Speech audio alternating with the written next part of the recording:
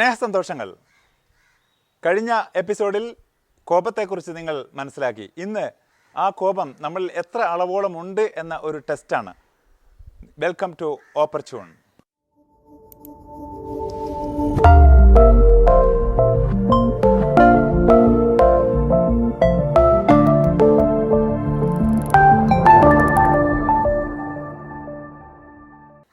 കോപത്തെക്കുറിച്ച് നമ്മൾ കഴിഞ്ഞ എപ്പിസോഡിൽ കാതറിൻ്റെ കഥ പറഞ്ഞിരുന്നു. അതെ, അവരുടെ അനുഭവം. വേൾഡ് ട്രേഡ് സെൻറ്റർ എന്ന മഹാസമുച്ചയം ദുരന്ത സമാനമായി ഇടിഞ്ഞു പൊളിഞ്ഞു വീണപ്പോൾ അതിൽ ആയിരക്കണക്കിന് ആളുകൾ മരിച്ചു പിരിഞ്ഞപ്പോൾ അവർ രക്ഷപ്പെടുത്തിയത് ആ വയസ്സൻ തൻ്റെ ദേഹത്തെ കുഴിച്ച സോസായിരുന്നു.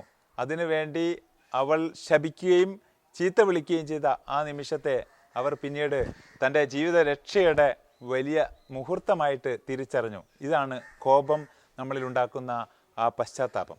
ഇതുപോലെ തന്നെ മറ്റൊരു അനുഭവം, എത്യോപ്യൻ എയർലൈൻസിൻ്റെ ആ ഒരു അപകടം നമ്മൾ മനസ്സിലാക്കിയതാണ്. അഡീസ് അബാബ, നൈജീരിയയുടെ തലസ്ഥാനത്ത് നിന്ന് കെനിയയുടെ തലസ്ഥാനമായ നെയ്റോബിയിലേക്ക് പറക്കുന്ന ആ UN ഷട്ടിൽ എന്നാണ് അറിയപ്പെടുന്നത്. കൂടുതൽ ആളുകളും UN-മായി ബന്ധപ്പെട്ട ആളുകൾ തന്നെയാണ് ഇതിൽ സഞ്ചരിച്ചുകൊണ്ടിരിക്കുന്നത്.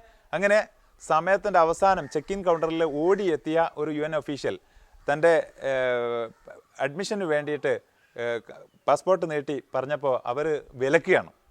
കാരണം സമയം കഴിഞ്ഞു, ഇനി യാതൊരു രക്ഷയില്ല. അദ്ദേഹം അവിടെ നിന്ന് കയർക്കുകയാണ്. ഭയങ്കര ദേഷ്യം പിടിച്ച് കോപാകുലനായി പൊട്ടിത്തെറിക്കുന്ന ആ അവസ്ഥ വരെ ആ UN ഒഫീഷ്യലിന് വന്നു. പക്ഷേ നിമിഷങ്ങൾക്കുള്ളിൽ ആ ഒരു വിമാനം ദുരന്ത സമാനമായി പൊട്ടിത്തെറിച്ച് നഷ്ടപ്പെട്ട് അത് ദുരന്തത്തിൽ വീണപ്പോൾ നെഞ്ചത്ത് കൈവച്ച് ആശ്വസിക്കുന്ന ആ ഒഫീഷ്യലിൻ്റെ ചരിത്രം, അനുഭവം ഇത് തന്നെയാണ് പലപ്പോഴും കോപത്തിൽ മുങ്ങിപ്പോകുമ്പോൾ നമുക്കുണ്ടാകുന്ന എല്ലാ അനുഭവങ്ങളും. അതുകൊണ്ട് ഇന്നത്തെ ഈ ടെസ്റ്റിലൂടെ 10 ക്വസ്റ്റ്യൻസ് നിങ്ങളുടെ മുമ്പിലേക്ക് വരികയാണ്.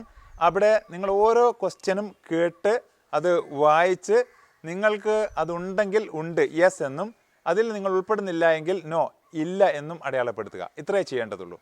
അതിനുള്ള സാവകാശം കുറച്ച് സെക്കൻഡുകൾ ഓരോ ക്വസ്റ്റ്യനും വായിച്ചതിന് ശേഷം ഉണ്ടാകും ഇടവേള. ആ ഇടവേളയിൽ നിങ്ങൾ ആലോചിച്ച് ഉണ്ട് അല്ലെങ്കിൽ ഇല്ല, യെസ് ഓർ നോ മാത്രം അടയാളപ്പെടുത്തുക. നമുക്ക് എത്ര കോപമുണ്ട് എന്ന് തിരിച്ചറിയുന്ന ഒരു വിശിഷ്ടമായ ടെസ്റ്റ് ഇവിടെ ആരംഭിക്കുകയാണ്. Question number 1. നിങ്ങളൊരു വാഹനം ഓടിച്ചുകൊണ്ട് പോവുകയാണ്. അപ്പോഴേ മുന്നിൽ പെട്ടെന്ന് റെയിൽവേ ലെവൽ ക്രോസ് അടഞ്ഞു കിടക്കുന്നതായി കാണുന്നു. ആ സമയത്ത് നാശം, എന്തൊരു പ്രയാസം എന്ന് പറഞ്ഞുകൊണ്ട് സ്വയം ശപിക്കുന്ന ഒരു സ്വഭാവം നിങ്ങളിലുണ്ടോ?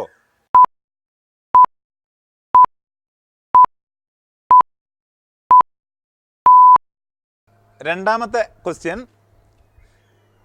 നിങ്ങളെ പരിഹസിച്ചവർക്കും നിങ്ങളെ പരാതിപ്പെട്ടവർക്കും കുറ്റം പറഞ്ഞവർക്കും എന്തെങ്കിലും അപകടം പിണയുമ്പോൾ, അവർക്ക് അപകടം പറ്റുമ്പോൾ ഇത് തനിക്കെതിരെ ചെയ്തതുകൊണ്ട് ദൈവം കൊടുത്ത ശിക്ഷയാണ് എന്ന് നിങ്ങൾക്ക് തോന്നാറുണ്ടോ? ഉണ്ടെങ്കിൽ ഉണ്ടെന്നെഴുതാം, ഇല്ലെങ്കിൽ ഇല്ല എന്നെഴുതാം.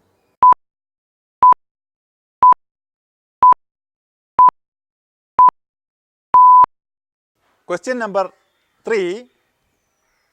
നിങ്ങൾക്ക് നിങ്ങളുടെ ദേഷ്യം അണപൊട്ടി ഒഴുകി വരുമ്പോൾ ആ ആവേശത്തിൽ കയ്യിലുള്ളത് എന്തും വലിച്ചെറിയുക, പാത്രങ്ങൾ നിലത്തെറിയുക, വാതിലിന് ചവിട്ടുക അല്ലെങ്കിൽ കൈ ഓങ്ങുക, ഇത്തരം പ്രകടനങ്ങൾ ഉണ്ടാവാറുണ്ടോ?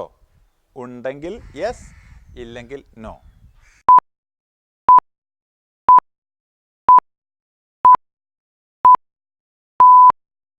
നാലാമത്തെ ക്വസ്റ്റ്യൻ, രാവിലെ ഉറക്കമുണരുമ്പോൾ ഒരു തരം മരവിപ്പ്, മടുപ്പ്, മടി, മന്ദിപ്പ് എന്നിവ അനുഭവപ്പെടുന്നുണ്ടോ?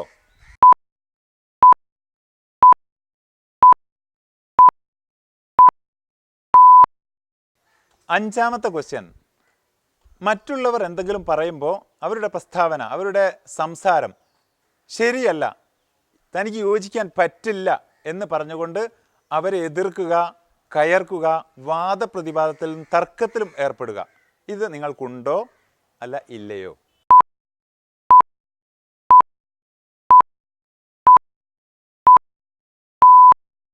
Question number 6. നിങ്ങൾക്ക് എന്തെങ്കിലും റെസ്പോൺസിബിലിറ്റി, ഉത്തരവാദിത്തം നിങ്ങളിലേക്ക് തരുമ്പോൾ ആ തരുന്ന ആളോട് നിങ്ങൾക്ക് വെറുപ്പും നീരസവും വല്ലാത്ത ഒരു മാനസികാവസ്ഥയും തോന്നുന്നുണ്ടോ?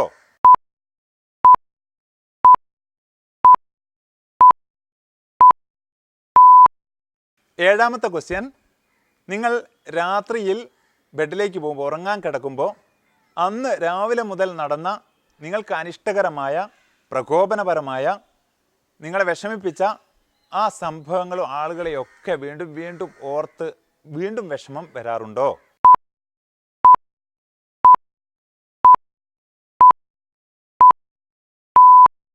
ക്വസ്റ്റ്യൻ നമ്പർ 8, ഓരോ സമയത്ത് ഓരോ ആളുകളുമായി തർക്കത്തിലേർപ്പെടുക, പിന്നീട് അത് പശ്ചാത്തപിക്കുക, അത് വേണ്ടായിരുന്നു എന്ന് എപ്പോഴും തോന്നിക്കൊണ്ടിരിക്കുക. ഇത് നിങ്ങൾക്കുണ്ടോ അല്ല ഇല്ലയോ?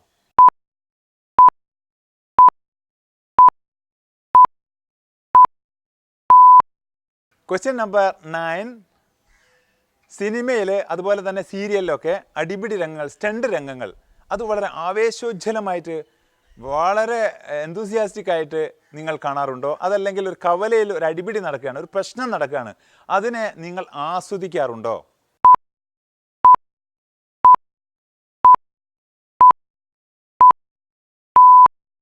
Last and final question, 10th question, നിങ്ങൾ സംസാരിക്കുമ്പോൾ അറിയാതെ നിങ്ങളുടെ ശബ്ദം ഉയർന്നു പോവുക, അത് മറ്റുള്ളവരെ കുറ്റപ്പെടുത്തുന്ന ശൈലിയിലും രീതിയിലുമായി തീരുക, പിന്നെ നിങ്ങളുടെ കൺട്രോൾ തന്നെ അങ്ങനെ അറിയാതെ നഷ്ടപ്പെടുക. ഇങ്ങനത്തെ അവസ്ഥകൾ ജീവിതത്തിൽ ഉണ്ടാവുന്നുണ്ടോ? യെസ് എങ്കിൽ യെസ്, നോ എങ്കിൽ നോ.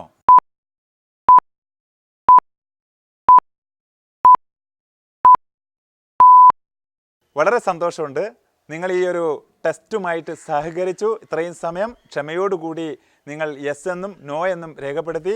ഇനി ടോട്ടൽ 10 ക്വസ്റ്റ്യൻസ് ആയിരുന്നു തന്നിരുന്നത്. ഈ 10 ചോദ്യങ്ങളിൽ നിന്ന് നിങ്ങൾ എത്ര യെസ് ഉണ്ട് എന്ന്, അതെ എന്ന് അനുകൂലമായി പ്രതികരിച്ചു, അത്രയും ക്വസ്റ്റ്യൻ 6 എണ്ണാണെങ്കിൽ 60%, 60% കോപം നിങ്ങളിലുണ്ട് എന്ന് നിങ്ങൾ ലഘുവായിട്ട് മനസ്സിലാക്കുക. ഇതൊരു കൃത്യമായ സ്റ്റാറ്റിസ്റ്റിക്സോ ഒരു കൃത്യമായ അവലോകനം ഒന്നും അല്ലെങ്കിലും നമ്മൾ അതിൻ്റെ ഏകദേശ ധാരണ നമ്മുടെ മനസ്സിലേക്ക് വരുത്താൻ വേണ്ടിയിട്ടുള്ള ഒരു ടെസ്റ്റാണ്. ഇതിൻ്റെ വിശാലമായ ടെസ്റ്റ് എന്ന് പറയുന്നത് ഫാമിലി ട്യൂണിൽ ആഴമേറിയ അതുപോലെ തന്നെ വിശദമായ ഒരു അനാലിസിസിലൂടെ നടത്തുന്ന ടെസ്റ്റാണ്.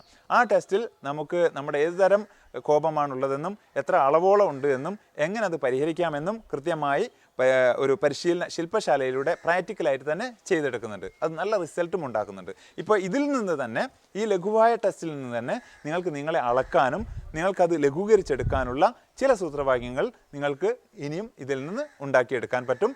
അപ്പോൾ അങ്ങനെ നമ്മുടെ ജീവിതത്തെ കൊല്ലുന്ന, നമ്മുടെ രോഗങ്ങൾ ഉണ്ടാക്കുന്ന, നമുക്കെതിരെ പ്രവർത്തിക്കുന്ന നമ്മുടെ ഇമേജിനെയും നമ്മുടെ ബ്രാൻഡ് വാല്യൂവിനെയും നമ്മുടെ അഭിമാനത്തെയൊക്കെ ഇല്ലാതാക്കി കളയുന്ന ആ ഒരു കോപമെന്ന, ദേഷ്യമെന്ന ആങ്കറിനെ ലഘൂകരിക്കാനും ഇല്ലായ്മ ചെയ്യാനും ഇതുമൂലം നിങ്ങൾക്ക് സാധിക്കട്ടെ എന്ന് ആശംസിക്കുന്നു.